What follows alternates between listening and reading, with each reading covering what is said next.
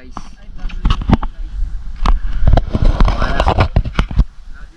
Vloggers.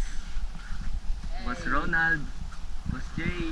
Emong in the house. Umihi. Samahan nyo kami sa pamamana. Tara! Dito, nakita tayong sweet lips. Akala ko sure na. Lagutok pa rin yung bato. Ayan, sa medyo malalim na part, nakita tayong isda. Yun, di tinamaan. Recover muna tayo, tapos balikan natin. Medyo malalim kasi dito eh. Ayan, pagbalik natin, nandun pa rin siya. Hindi siya umaalis.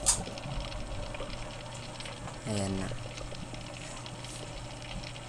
Sa pangalawa, sablay pa rin. Nakawala na siya. Dito naman sa pangatlong lubog natin, may nakita tayong isda. Isang lapu-lapu. Nakasiksik lang siya sa bato. Lagutok.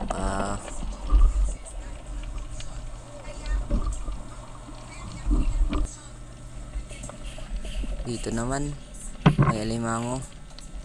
Panain na natin, sobrang lalim kasi. Ayan, wala siyang kawala. Malaki na din.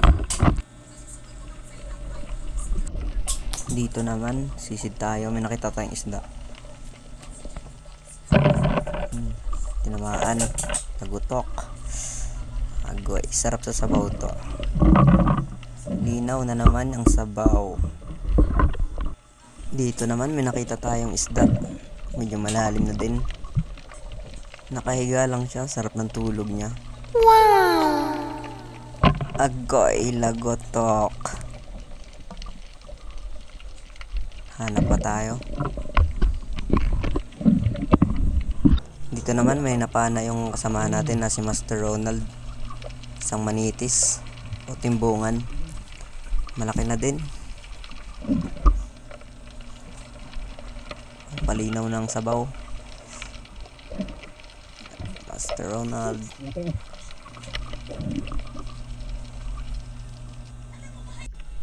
Dito naman may pusit kaso sobrang liit. Hindi na natin kukunin. Dito naman may nakita tayong sea urchin.